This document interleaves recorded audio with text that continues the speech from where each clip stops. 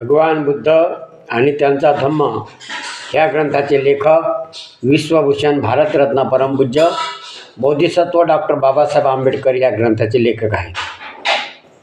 भगवान बुद्ध आणि त्यांचा धम्म या ग्रंथातील तृतीय खंड म्हणजे तिसरा खंड चालू असून तिसऱ्या खंडातील भाग 5वा आपण पाहत आहोत.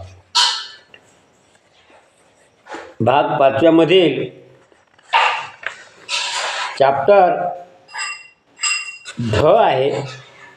धम्माला सद्धम्मरूप येण्यासाठी त्याने सामाजिक भेदाचे उत्पन्न झालेले निर्बंध नाहीसे केले पाहिजे.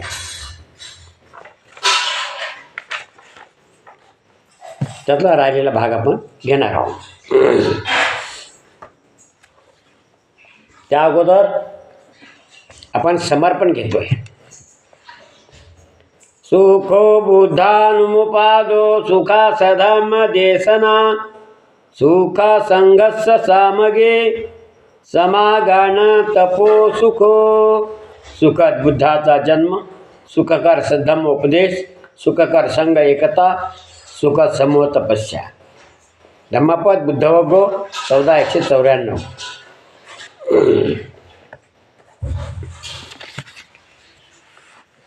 तर आजच्या भागाला आपण सुरुवात करणार आहोत.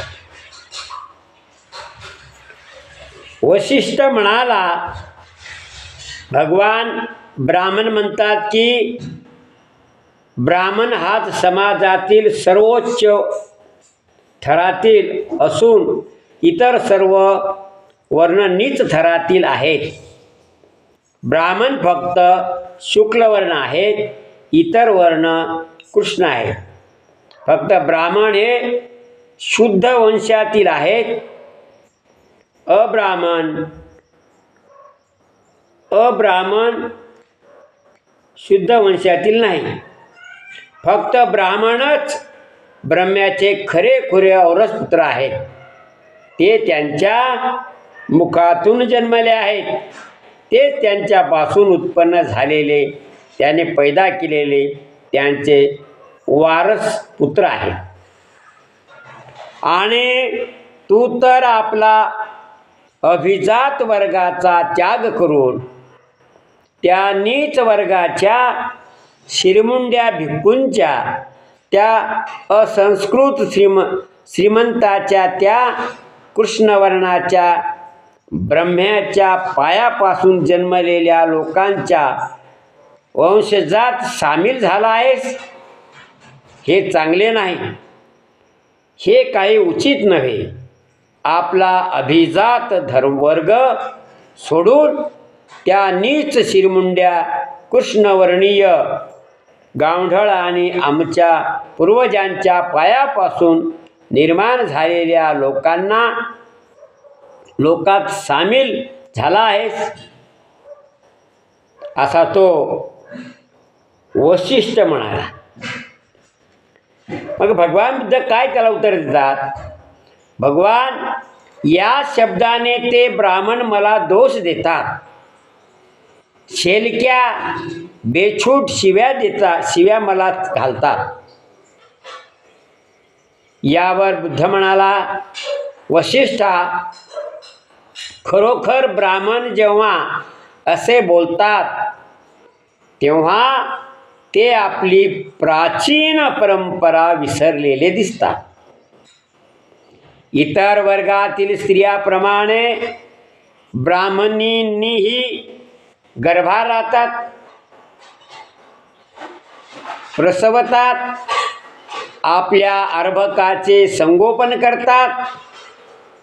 तथापि हे गर्भजात ब्राह्मण मात्र आपण ब्राह्म्याच्या मुखातून जन्माला आलेली खरी मुले, त्यांच्यापासून उत्पन्न झालेले, त्याने पैदा केलेले, त्याचे खरे वारसपुत्र म्हणून स्वतःला म्हणवून घेतात.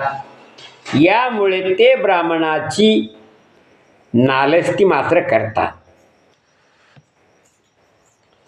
एकदा येसुकारी हा ब्राह्मण भगवान बुद्धाजवळ 3 प्रश्नावर वाद घालण्यासाठी गेला.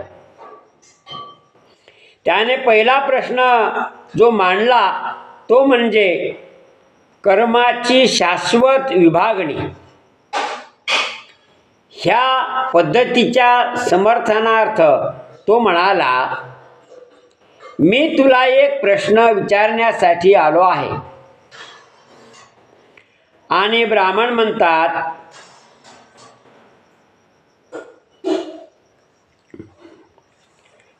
म्हणतात ते सर्वाहून श्रेष्ठ असल्यामुळे ते कोणाचीच सेवा करणार नाहीत.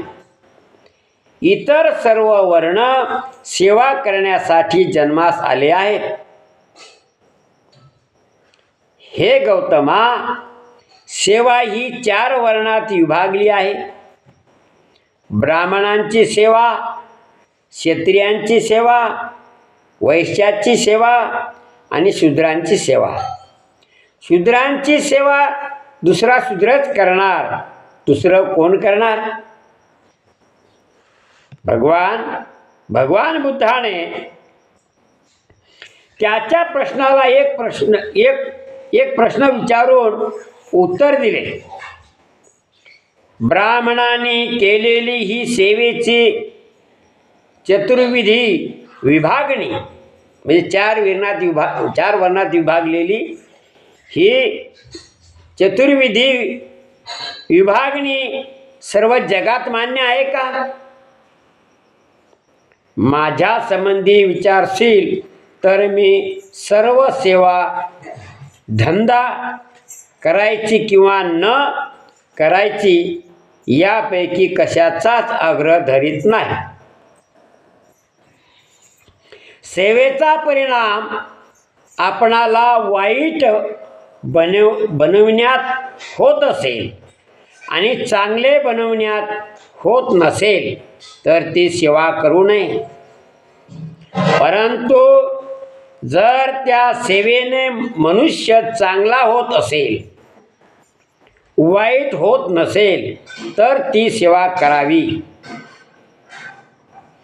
क्षत्रियांचे, ब्राह्मणांचे, वैश्यांचे अथवा शूद्रांचे वर्तन या मार्गदर्शक तत्वानुसार झाले पाहिजे.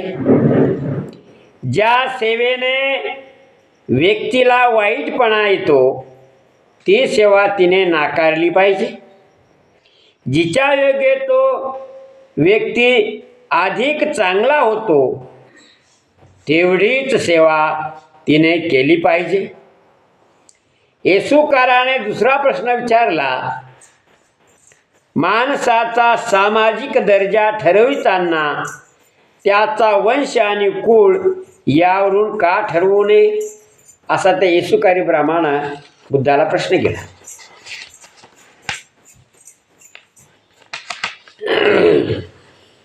या प्रश्नाला भगवान बुद्धाने उत्तर दिले, वंश परंपरेच्या अभिमानावरून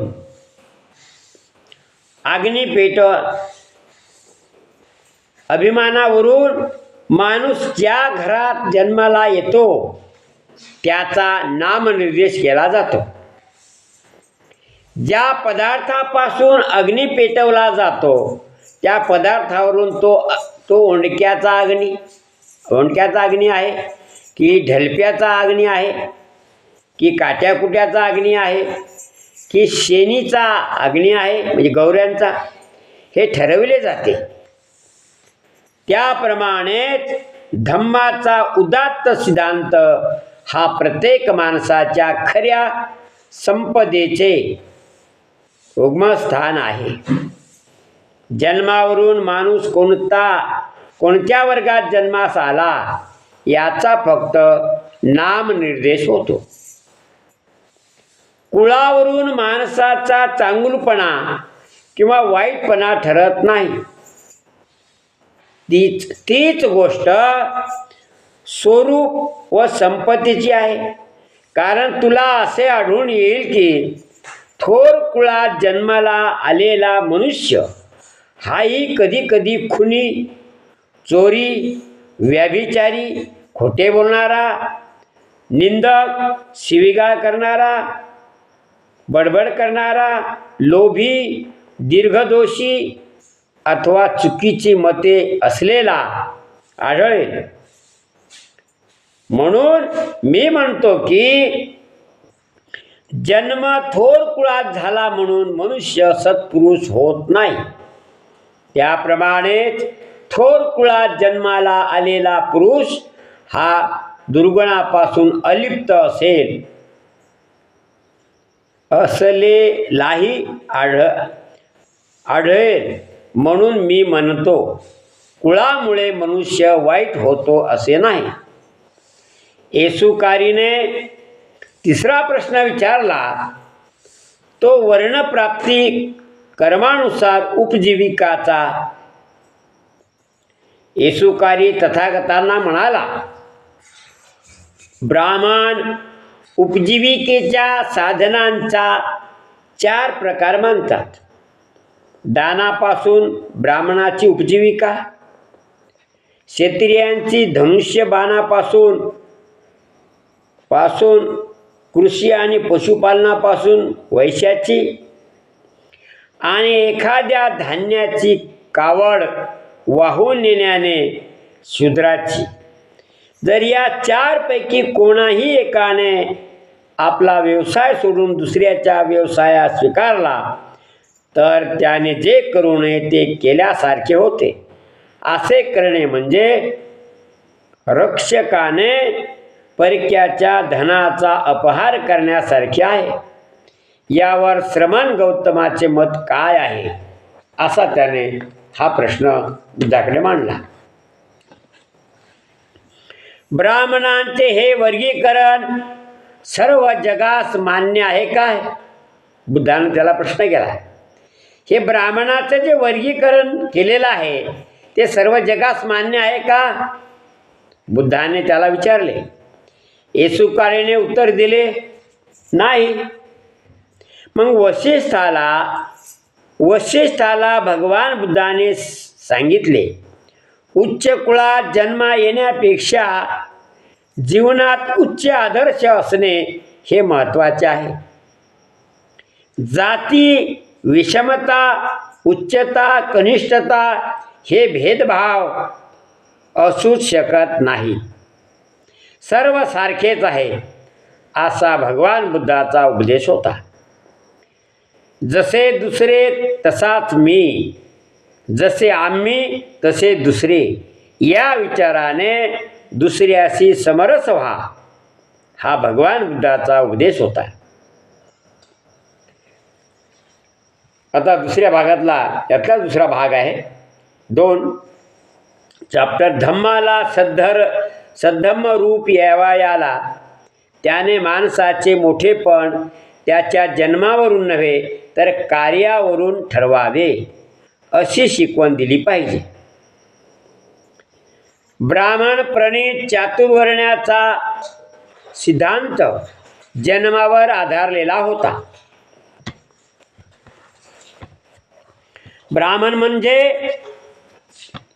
ब्राह्मण आईबापाच्या पोटी जन्माला येणारा मनुष्य. वैश्य म्हणजे वैश्य आईच्या पोटी जन्माला येणारा मनुष्य. आणि शूद्र म्हणजे शूद्र आईबापाच्या पोटी जन्मा येणारा मनुष्य शूद्र. असे ही ब्राह्मणांची चातुर्वर्ण व्यवस्थाचा नियम. ब्राह्मणाच्या मते माणसाचे मोठेपण त्याच्या जन्मापेक्षा दुसऱ्या कशावरही अवलंबून नाही, हे ब्राह्मणी सिद्धांताचं मत आहे.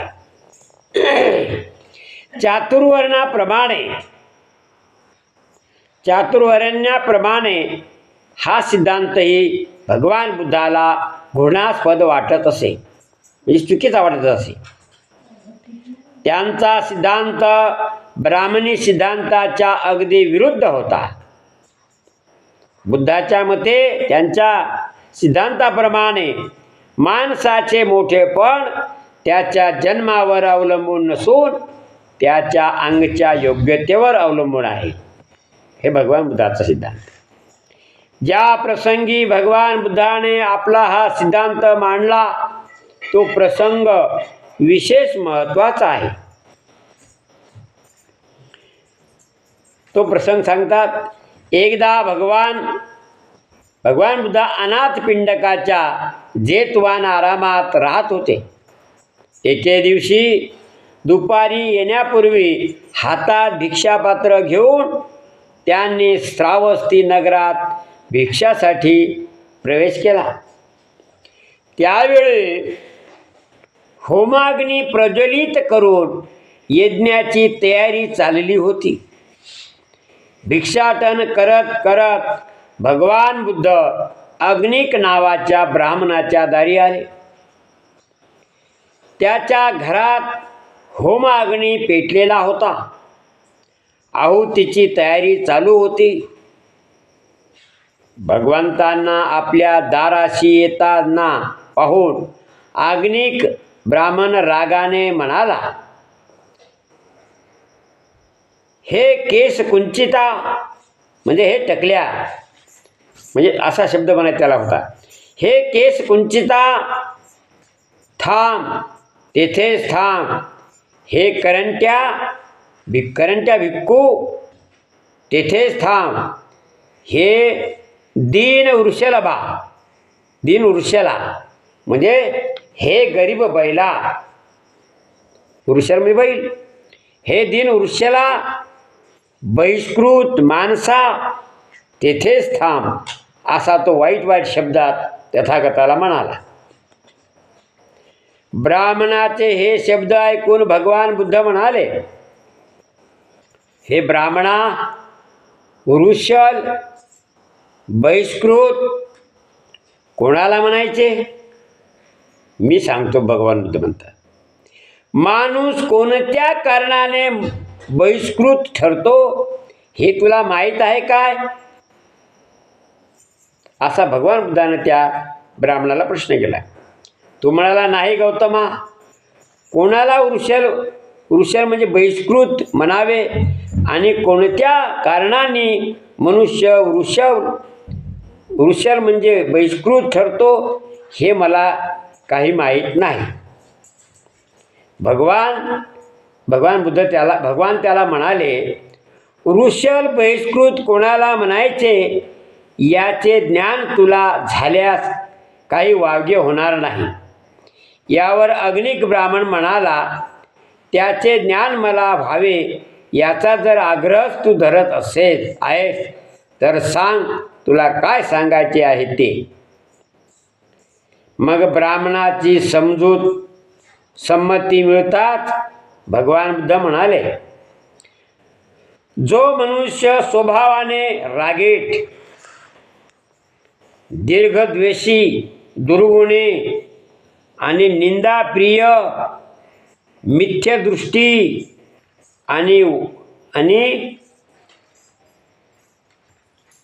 वंचक आहे त्याला वृषल बहिष्कृत समजावे.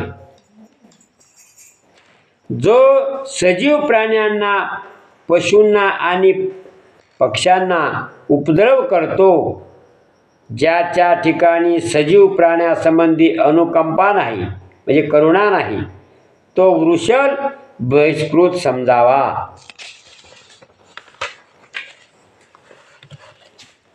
जो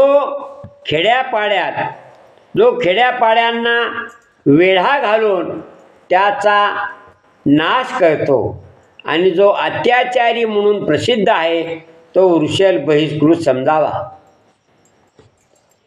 जो गावात अथवा जंगलात परक्याचे धन चोरीने हिरकावून नेतो तो वृषल बहिष्कृत समजावा. जो ऋण घेऊन पळून जातो किंवा फेडीची मागणी केली असता मी तुमचे काही लागत नाही असे म्हणतो तो वृषल बहिष्कृत समजावा. जो एखाद्या क्षुद्र वस्तूच्या वासनेने वाटसरूला लुबाडतो व प्रसंगी त्याची हत्या करतो तो वृषल बहिष्कृत समजावा. जो साक्षीच्या वेळी स्वतःसाठी किंवा दुसऱ्यासाठी किंवा द्रव्यलाभासाठी च्या आशेने खोटे बोलतो तो वृषल बहिष्कृत समजावा. जो संमतीने अथवा बलात्काराने आप्त अथवा मित्राच्या स्त्रियाशी मर्यादातिक्रमण करतो तो वृषभ बहिष्कृत समजावा. जो संपन्न असूनही आपल्या गत यवनात वृद्ध अशा मातापितरांचे पोषण करीत नाही तो वृषभ बहिष्कृत समजावा. जो चांगले कोणते म्हणावे म्हणून विचारले असता वाईटाचा सल्ला मसलत देतो आणि कपटीपणाने शिकवितो तो वृषभ बहिष्कृत समजावा. जन्माने कोणीच वृषभ बहिष्कृत नसते, त्याप्रमाणेच जन्माने कोणीही ब्राह्मण ठरत नाही. भगवंताचे हे शब्द ऐकून त्यांना केलेल्या शिवीगाळीबद्दल त्या अग्निकाल ब्राह्मणाला आपली लाज वाटू लागली.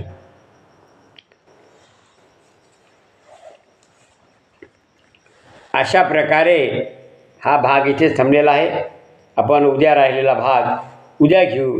याच्यामधला 3 नंबरचा चॅप्टर. तोपर्यंत सर्वांचं मंगल हो, सर्वांचं मंगल हो. सबका मंगल, सबका मंगल, सबका मंगल होए रे. तेरा मंगल मेरा मंगल, सबका मंगल होए रे. जन जन मंगल, जन जन मंगल, जन जन मंगल होए रे. बुद्धं नमामि, धम्मं नमामि, संघं नमामि. मित्रांनो, भगवान बुद्ध आणि त्यांचा धम्म ह्या ग्रंथाचं तत्त्वज्ञान अखिल मानवाच्या हितासाठी असल्यामुळे आपण सर्वांनी जाती धर्म सर्व बाजूला सारून भगवान बुद्ध आणि त्यांचा धम्म या ग्रंथातील जे व्हिडिओ आहेत, माझं चॅनल आहे गंभीर खंडार यूट्यूब चॅनल, या चॅनलवरील व्हिडिओ आपण काळजीपूर्वक बघावेत, ऐकावेत, इतरांनाही सांगावेत, लाईक करावेत, सबस्क्राईब करावेत आणि शेअर करावेत आणि कॉमेंटसुद्धा कराव्यात. ही सर्वाला नम्र विनंती.